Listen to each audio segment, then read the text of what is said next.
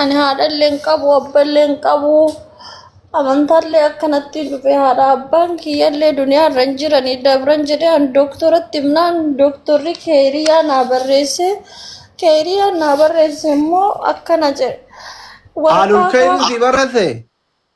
alul keeriitti dooktorri dhaqii kadhadhuraan jedhee naa barreesse jennaan gaafa shahaadaa qabattu sani waraqaa shahaadaa ka ustaazni sii kenne as kenni naan jedhe ani immoo shahaadaa ka qabadde imoo irratti malee waraqaa irraa hin fudhanne innillee an ta'u naan jedhee deebi'e bakka hedduu takka Osoo waraqaa shahaadaa qabaatte warra alul khairu si gargaara.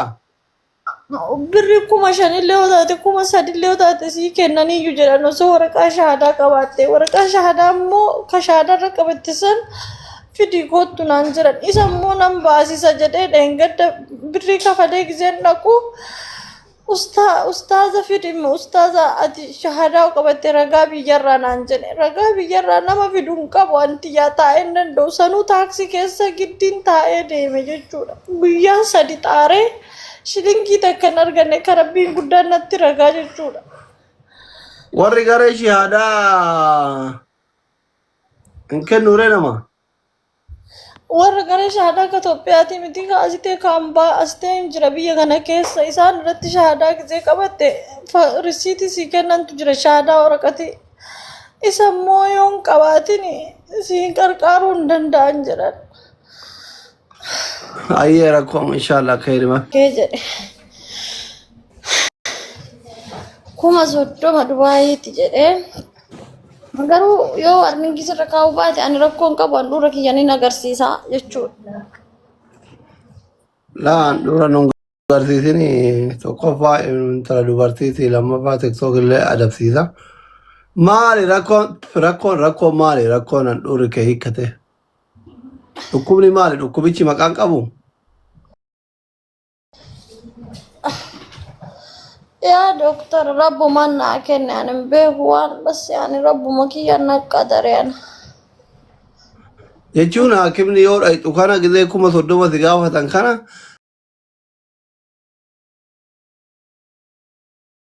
Jechuun qabdu naan jedhanii foon hoggaa jaafanii foon hin nyaanneen ture. Foon iqaamaa kiyya gaafa tolchadhu san warra kafiila kiyyaa wajjin deemee foon naaf feeranii foon nyaadhee isumarraa ganama ka'uu dadhabee.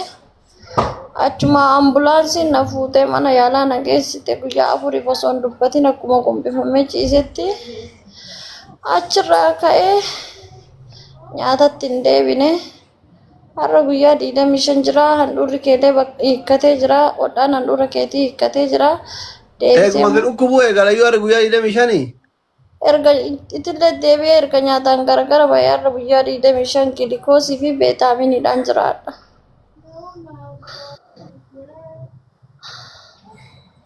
Guyyaatti beetaaminii gizee takka bichaa fudhadha. Eenyu si bira jira eenyu si dhukkubsiisaara?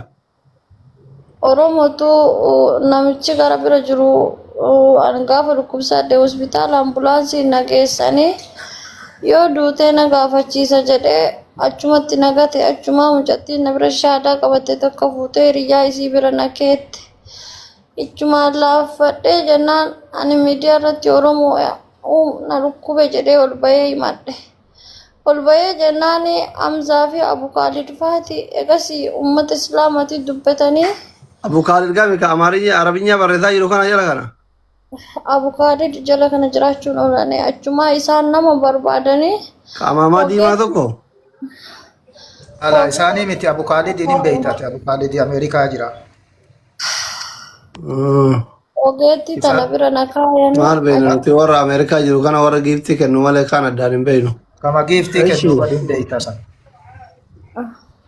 Ila kana amma bakka isiin bakka kana geettetti nu ol baatee isiin nutti dubbattee jennaani. Ammaani nama bira kenne nu. Tokkoffaa mucayyoo tanaallee hin dhukkuba jedha.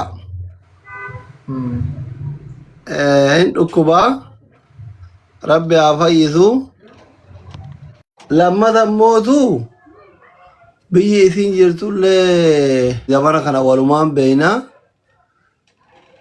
Sadaffaa namni gaduma bahee madaamii wajjin foon nyaate dhukkubni kuba soddoma nama gaafataniif kun maali waan akka riizaltii kana osoo irra deebinee ilaalle hin beeku hin dhukkuba isinlee lubbuu ummata taa'ee nama dhageeffatu kanallee gowwoomsuu wayitaya xirixaaree no ba xirixaaree haallu hamtutti na fudhatina an dhukkuba isin dhukkuba jechuu kiyyaa miti wal jala in dafe in jarjare waan kana bataamaanyinnat qabatamatti warri koomentii lakkoofsa barreessuu isa ka lubbuu namaatu jira isinii galee soo waan kana wal bira qabanii yoo ilaalan akkaataan isii dhukkube kanaa fi birriin gaafatan kunii fi dhibeen isii irra dhukkubsatte kun waan birrii kan hunda gaafachiisu waan jedhu xarxir mibbaal nagar alle jechumaaf malee ani wannoo miti waan kana akkam jettan hamzaan faanti warri oromotti ani waan hin taane ummatatti fiduun barbaadu ofii kiyya haqa har'aarratti waan na sattaruu fi namni baay'ee nama shawwada isinii galee birrii takkallee yoo baase namni karama ta'uun baasu wayya waan kana hamzaa fi abukaalidiin fi ati hamzaa warra liqee deemsan diiteeliin waraqaan mana yaalaa kuma soddoma jechuun birrii xiqqaa miti Itoophiyaatti jijjiirame. Jijjiirre no ila laalika namni kuni waa lamaan nutti dhufee jennaan miidiyaa kanarratti hawaasni durallee gargaaraa ture jira waan biraatiifuu jechuudha. Nu amma dhibee isii kan arginee namni bakka jigetti nama hin laalu humnateen waan haga danda'amu haga kuma birrii biyya sanii 5,000 fi akka 6,000 jechuu kalaas. Birrii 6,000 walitti qabnee fi nummaan jechuu akkuma jirutti namni walumarra dirqama kenne waan kana goonee fuunee amma Dr. Ogeetti mana isiin amma jirtu kanatti kadhannee mana kana nu haga nama itti argannuuf jennee fuunee haadha daa'imaa bira keenne jechuudha. Dhibee akka wannaatitti ergamee jira. Nutti illee erganii jiranii wannaa suuraa isii hunda arginee jirra. Gaafannee jennaan namni isii waliin dhaytee yaalamaa jirtullee kadhatee doktorri akkasuma gaafate. Mee jarana rabbii keessan sodaadha lakkoofsa 70,000 kana nurraa dhiisaa namni lubbuu boru rabbiin sillee si dhibamsiisuu danda'a rabbi sodaadha nurraa dhaaba. Kanaafuu nu amma laal akkasi kadhanne boottee nu boochiftee namni kun waa hedduu keessa dabree aygahee jira. Kanumaaf nu waan kana itti hirmaannee qarqaarsisuu dandeenye haga dandeenyu duuka sochoone jechuudha. Dhibamaa jirti yoo jenne dhibamuu dandeetti namni isiin bira jirullee as bahee nama dubbachuu danda'u dhibee isiillee nama bira jiru kunoo mana keenne jiru nama jiru ogeettiin as baatee ta bira keenne tun dubbachuu dandeetti waan isii irra gahee waan isii dhukkubu kana jechuudha. Nama achi goonee kadhannee manuma yaalaa sanuu namni fida isii waliin dhaqa jechuudha. Kanumarraa boottee sin jira. No, amma salaam alaikum. Waalaikum salaam warahmatullahi wabarakatuh. Waan asliin isin gaafate Hamza diqqoo irraa wannaa taatan na fakkaate aslii wanni ni jedhe. Biran jirru Abu Abdallah biran jirru barro anaaf asliin bakka takka jirra. Isiin asumarratti boottee jennaan bakka takka jirru gargaaraa turre jettanii. Jechi qaamaan jedhee bara akka nama Abu Abdallaaf jedha bakka takka jire. Hin beeku rata zillaaqirra. Awwaan xaraxara keessa kiyya xaraxara isin gaafadhe deebisa. Isaa miti akka jedhaa jiru jireenya jedhe malee barka waliin dalaynee miti. Let me finish my point. Taratara qoy adde zamzam. Mee dhiisi zamzam. Nu waan nu fidanii jennaaniini namni kun hin du'aa jira dhaqqabaa jedhanii nu fidanii jennaan namni nutti eega dhufeetiin hin jedhe namni kun du'uun qabu jennee nama hedduun geenne baabaa Nuraddiin hin geettee jennaan eegahee jira dhufee qaama kiyyallee narraa waraabee na biraa deemee homaan argannee jette obaarakittillee bilbilee homaa dhabee jette nama hundaa dhabdee mi'ee eega nama si gargaaru dhabdeetiin hin jette nu amma du'i hin jennu ka jennu waan qabu namni adda namni jiru walitti darbee waan kana godhuufii dandeenya. Suuraa nu ergitee jirti suuraa san nu doktora bira finnee hin laalchifne garaan keessaa bahee badhee jira namni kun nyaata nyaadhu bilikoosiin jiraadhaa. Waan biraa hin qabu jettee kuno waan kana nuun jettee jennaan nu dhaqqabumaaf kana jenne mallaqa hagana si gaafatan haga danda'e Oromoon si haa gargaaru haga danda'e namni yaala si haa godhu jennee nu lubbuma baraaru malee akka amma yoo arginu garaan badhee jira keessaa bahee jira ala jira jechuudha namni na eega waan nyaatin eega waan dhugin garaan isiitu hisaabaan ala bahee jira waan ta'eef kanumarraa laallee qarqaaruu dandeenye aslii kiyya malee nu bira jiraannee wayii ofii ol qabnee qaqqabnee laalleen argine ka. Maqaan dhukkuba kuma soddoma nama gaafatanii kun maali? Amma Bara magadiin dhukkuba kana gaafatan kaansariif kalee ta'e bar walqixxee ta'e. kalee miti handhuurti hiikkatte ila Abu Abdallah tana sii hima handhuurti hiikkattee dhiiga facaaftee jedhan handhuurti hiikkatte dhiiga garaa keessa faca'ee jedhan walumaa galatti. Madhumaan illee madhumaan waan dabarsu. Bara isaa ibsan dhageeffadha amma. Ila ka dhukkubaa jiru intala durbaati. Dhageeffadha. Mucattiin tun amantii biraa irraa gara keessan dhufte. Isin gala miti. Namni abbaa feetan jibbuu dandeettan, abbaa feetan jaalachuu dandeettan, kaasitti wal ga'e hundi isaa iyyuu obboleettii teessan tana gargaaru asitti wal ga'e. Isin gala miti. Karaa kanaan hubadha. Gizee biraa gizee qoosa minaamini bakka argitanitti asillee seena hin barreessitan. Amma lubbuu obboleettii turtu. Sis osoo ta'ee osoo obboleessa kee ta'e osoo obboleettii kee taate mucoon tun osoo jaartii kee taate osoo haadha kee taate akkanan godhatanii jechuudha. Ati usmee jaalachuu dandeetta jibbuu dandeetta ajandaan mucayyoo kaanii kute mucayyoon feemasiyyuu taate nama affeeraara dhiisa obboleettii teessan haa gargaaru. Ishii du'aayii godhaaf yoon qabaannellee harka lakkoofsa 70 keessan kanaan barreessa koomentii kanaan rabbi si haa fayyisu jedhaani. Isuma dhugaa rabbi ishii guddochi. Akkas godha amma ana kabajaa dhiisaa kaa baariyaalii mana buusa lakkoofsi tiktookii kiyya guba yoon gargaarii jettan an cufe deema rakkoo miti asliin nama dhukkubsatu gargaaruu deetti cufema jettan malee honnoo miti isini galee miti walii haanaanu isini galee miyaane an akka tiktookii kiyya aadamuullee gubatullee hin barbaadu wallaahi amma ubsaniiti lakkoofsa tokko jalatti toloo isan kun kuma kuna illee yoo kenne kuma ishee illee yoo kenne hin fayyadaa jechuu isini galee obboleettii teenya sana bira haa dhaabbannu ashii wuddoochi bakka haga isii gargaaru qofa tigistii wal haa dhageenyu tokkummaan okay wuddooche dhiisaa kaa dhaaba ishee rabbi si haa fayyisu yaani warri birrii harka hin qabne gargaarullee hin barbaanne harka koomentii lakkoofsa 7,000 kanaan isii du'aayii godha rabbi sirraa haa fuudhu rabbi sirraa haa fuudhu rabbi sirraa haa fuudhu jedha barreessa yoo as jala lakkoofsa barreessa mana tokkoffaa baariyaalii mana buusaa lammaffaa mootu warningii fidaa hin gubata asirra gana akkaawuntii isii kaa'uu fi tolee wuddooche wal dhageenye ayye rabbi sinaa kabaju warri dhaabdaa rabbi sinaa kabaju kabajamaa koppilinki godhaa sheerii godhaa warra mootuu fedhiin kadhaan rabbi sodaa fi oromummaa fi obbolummaa wal dhagawide mootu warri morii tana biloo godhaa homaa gochuun hin danda'amu jechuudha. Ishi Asli keeriyaallee gaafadhu jedhani. akkaawuntii eenyu harkaa qaba jettan Inni jiru harkaa qaba inni jiru harkaa qaba.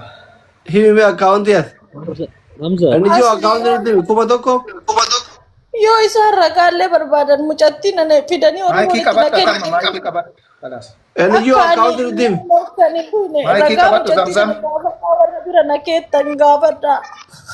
inni jiru نعم أصلي akkaawuntii شنتمي لما kuma tokko 52 أفرتمي لما 42 أفرتمي أفر 44 كدان ah كدان kudhan شن shani kuma tokko 52 42 44 kudhan shani يا maqaa محمد جمال ah محمد جمال Muhammad Jamal Hussein.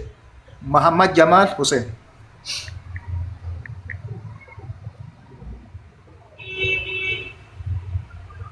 hin mul'ata asirratti Hin mul'ata hin mul'ata hin mul'ata. In mul'ata. Aye. Family dhaggeeffadha nama 3,000 jalaan jirtanii na dhagaa miitu godhadhaa boos toddaa dur kan intalateen na gadhiis miitu godhadhu dhaggeeffadha hundi keessan mucattiin tuni ani gameenyatti na fudhatina tokkoffaa atillee obboleettii ya rabbi isaa fayyisu namuu fayyaa ofirratti hin deema hammeenyatti na fudhatin addumaan baafachuufi simaa dubbii tottolchuuf takka osoo hammeenya qabaadhe comment meet ol barreessanii borukot sin jedhee amma deebi'eetiin sa'a meeqa laayibirri turee deebi'ee mana hin banuu jechuudha. Karaa kanaan hubadhaaf hoona illa dhaggeeffadha mucattiin tuni tokko amantii kiristaanaa irraa gara amantii islaamatti dhufte. Firoota maatii isii waan amantii jijjiiratteef wal quban qaban hin fedhan. Haadhaaf abbaan isii eega isiin gara dhuftee biraa deemte. Isinii galee miti. Osoo jirtu jiruun rabbiif jecha dhabdeet jiraachuma isaanii sanillee dhabdeet haadhaaf abbaan irraa qabritti galan. Amma osoo akka nama biraa tikkeetii irraa muraniitiin diraama 500 ijaan irraa muranii biyya galtee bakka itti galtu hin qabdu. Mucayyoon tun osoo haadha qabaatte abbaa qabaatte tikkeetii irraa muranii biyya galtee yaalamti. Bataam yaasaazinan. Arrakkataan baay'ee ma jira. Rakkoon namaa kuni ka dafee na rifachiisu jira kanatti hin dhagayamne jira. An kanaaf tole jedhee fi nama mee kana karataa jira jala kanaan tole iftaan iyyeetuma daddabartee jala miliqu jechuu isinii galamni. Mucattiin tun haadhan qabdu, abbaan qabdu, manan qabdu, abbaa manan qabdu, malan qabdu, obboleessan qabdu, obboleettiin qabdu. Because amantii irraa jiratte waan ta'eef furmaata takka hin qabdu. Biyya namaa keessatti kufte. Obboleessi isiin qabdu si obboleessa islaamati. Obboleettiin isiin qabdu si obboleetti islaamata aljala waan kalee wal loltaniif ajandaa bakka biraatiitiif lakkoofsa 70 aljalatti barreessitu. Haati ati qabdu si haadha aljala jirtu ta'isi haadha taatu. Ilmoon isiin qabdu si aljala jirtu ta'isi ilmoo taatu jechuudha. Isinii galee miti namoonni 3,000 kuni kun ka isi obboleessa ta'ani ka akkana dulloonni kun ka isi abbaa ta'ani ka waxxaatii dirri usmee kunniin ka isi obboleessa ta'ani ka boru abbaa manaa ta'aniif dubartileen akkasuma ta umriin gafaa ol jette ta isi haadha taatu ta qixxee isii ta obboleettii taatuuf ta isi gadi ta ilmoo isii taatu jechuudha. Isinii galee boru sheekotaallee muslim akkul muslim jedha gizee quraana isinitti hima jechuudha. Isinii galee islaamummaan hundaa ole.